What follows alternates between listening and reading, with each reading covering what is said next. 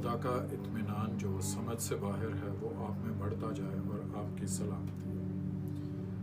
आज मैं कलाम के ताल्लुक़ से चंद बातें आपसे शेयर करना चाह रहा हूँ।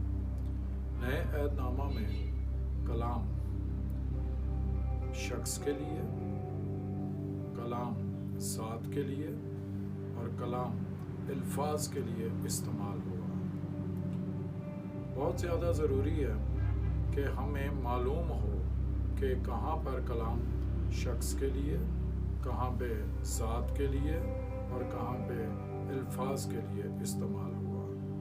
तो जब हम यूहन्ना की अंजील उसका पहला बाब और उसकी पहली आयत देखते हैं जहाँ पे लिखा है, इब्तिदा में कलाम था, कलाम खुदा के साथ था, कलाम खुदा था।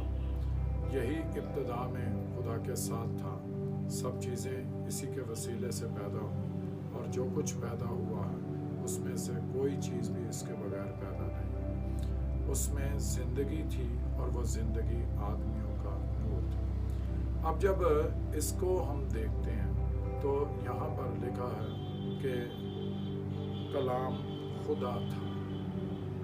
कलाम की खूबी खुदा होना, ये शख्स के लिए पाक तसलीस के दूसरा अकनूम यानी खुदा का बेटा, उसके लिए ये इस्तेमाल हुआ। 14वीं आयत में आगे जाकर लिखा है कि कलाम मुजस्सम हुआ और फजल और सच्चाई से मामूर होकर हमारे दरमियान रहा और हमने उसका ऐसा जलाल देखा जैसा बाप के इकलौते का जलाल। तो यहाँ पे जो लफ्ज़ कलाम है ये शख्स के लिए इस्तेमाल हुआ है। और हमें फ़र्क करना होता है कि लोग ये समझते हैं कि कलाम जो लफ्ज़ हैं शायद वो लफ्ज़ मुजस्सम हुए, वो समझते हैं शायद मुसवदा मुजस्सम हुआ, वो समझते हैं खुदा जो बातें करता रहा वो मुजस्सम हुई। ऐसा नहीं है, बल्कि शख्स है जो पाक तसलीस में दूसरा अकनूम है।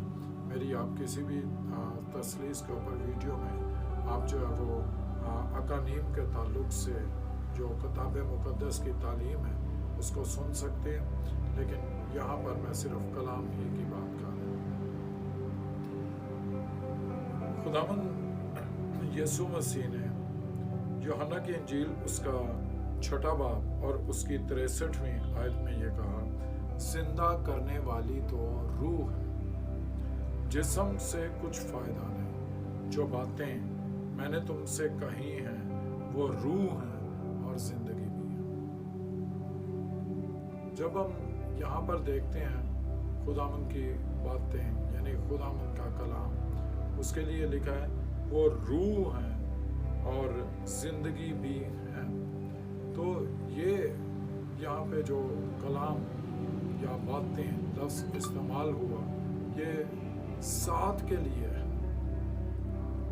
जब बात होती है रूह की तो याद रखें कि रूह जब आप उर्दू तर्जुमा में मुन्नस में पढ़ें तो उसका मतलब ज़ात है, और अगर रूह को जो उर्दू तर्जुमा में मुज़क्कर में पढ़ें तो उसका मतलब इलाही शख्स यानी रूहुल कुद्दस।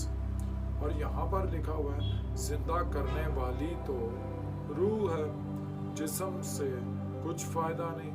जो बातें मैंने तुमसे कही हैं वो रूह हैं और ज़िंदगी भी है।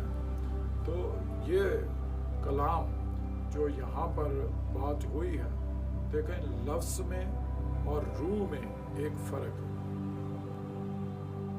जब हम दूसरे करंथियों उसका 3 बाब और उसकी 6 आयत को पढ़ते हैं तो वहाँ पे लिखा हुआ है कि जिसने हमको नए अहद के खादिम होने के लायक भी किया, लफ्ज़ों के खादिम नहीं बल्कि रूह के, क्योंकि लफ्ज़ मार डालते हैं मगर रूह जिंदा करती है।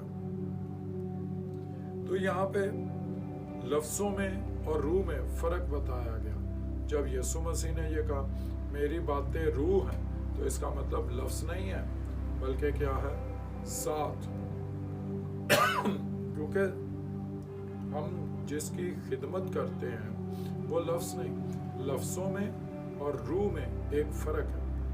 लफ्ज़ और रूह में फ़र्क क्या है कि लफ्ज़ों की खूबी ये बताई गई है कि लफ्ज़ क्या करते हैं, मार डालते हैं, मगर रूह जिंदा करती है। यहाँ पे लफ्ज़ कहा गया है पुराने अहद को, पुराना अहद लफ्ज़ों में दिया गया, और उस अहद के मुताबिक ये है कि वो मुजरिम ठहराने वाला अहद है, वो अहद जो है वो मौत का अहद है।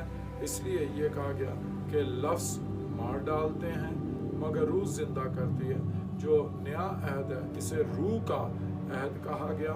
ये ज़ाते खुदा का, जो ज़ाते खुदा में एक अहद जो है वो हमें हासिल हुआ है, वो कहा गया। इसलिए जो कलाम, जो बातें यीशु मसीह कहता है कि मैं करता हूँ, कहता हूँ, उसको जो है वो आपने लफ्ज़ों तक नहीं लेना, बल्कि ज़ाते इलाही तक जो है वो हम उसको जो है वो समझे और उसको कबूल करेंगे। लफ्ज़ों को हम सुनते हैं और लफ्ज़ सुनकर हम जो है उन्हें यानी सच्चा मानते और जानते हैं और उसके मुताबिक जो है वो चलने और बढ़ने की कोशिश करते हैं। रूह चूँकि उसमें इलाही खूबियाँ हैं, उसे हम कबूल करते हैं, और जब उसे कबूल करते हैं तो इलाही औसाफ यानी खुदा की खूबियाँ, जिसके लिए लिखा हुआ है पतरस के खत में कि उसकी खूबियाँ ज़ाहिर करो, तो वो खूबी कबूल की जाती है और वो खूबी जो है वो फिर ज़ाहिर की जाती है। तो खुदावंद मसीह यीशु जो कलमा हमें देता है, कलाम देता है, वो जो है वो लफ्ज़ी नहीं है, बल्कि वो कलाम वो ज़ात है, इलाही ज़ात है, जिसके लिए लिखा हुआ है कि उसी की मामूरी में से हम सब ने पाया, यानी फजल पर फजल। तो वो ज़ात जो है वो हमारे अंदर उतरती है, उसकी खूबियाँ उतरती हैं। तो फिर तीसरी बात जो कलाम की है वो है कि कलाम लफ्ज़ों में, वो जैसे मैं इसी आयत में बता चुका हूँ कि पुराना अहदनामा वो लफ्ज़ों में दिया गया। उसके लिए जो है वो यूँ लिखा हुआ है कि और मौत का वो अहद जिसके हरूफ पत्थरों पर खोदे गए थे ऐसा जलाल वाला हुआ कि बनी इसराइल मूसा के चेहरे पर उस जलाल के सबब से जो उसके चेहरे पर था गौर से नज़र ना कर सके, हालांकि वो घटता जाता था। तो रूह का अहद तो ज़रूर ही जलाल वाला हो। तो पहला जो अहद है वो लफ्ज़ों में दिया गया, और लफ्ज़ों की खूबी ये बताई गई कि वो क्या करते हैं, मार डालते हैं। तो कलाम जो है वो हमें तीन सूरतों में दिखाई देता है। पहला शख्स की सूरत जो मुजस्सम हुआ, दूसरा ज़ात की सूरत जो जिस ज़ात में हम शरीक हुए, और तीसरा अल्फाज की सूरत जिसको हम जो है वो सुनते हैं और हमारे अंदर ईमान पैदा होता है। सो किताब मुक़द्दस को पढ़ते हुए आपने इन बातों का ख्याल और ध्यान रखना है कि कहाँ पर शख्स की सूरत में, कहाँ पे ज़ात की सूरत में, और कहाँ पर कलाम जो है वो अल्फाज की सूरत में इस्तेमाल हो। और इसको आपने मिक्स नहीं कर देना, ठीक है जी, मखलूत नहीं कर देना, आपने इसको जो है वो खल्त मल्त नहीं कर देना, क्योंकि कुछ लोग जो है वो यूँ समझना शुरू, जहाँ पे कलमा शख्स के लिए इस्तेमाल हुआ तो वो समझ रहे होते हैं लफ्ज़ जो है वो मुजस्सम हो गए। नहीं, वहाँ पे कलाम जो है वो शख्स के लिए इस्तेमाल हुआ, और पाक तस्लीस का दूसरा कलाम वो इलाही शख्स वो मुजस्सम, ठीक है जी। सो इसको आप जो है वो इसी तरीके से सीखें, ध्यान में रखें, ताकि आप कलाम मुक़द्दस को अच्छे और बेहतर तरीके से पढ़ते हुए समझ सकें। खुदा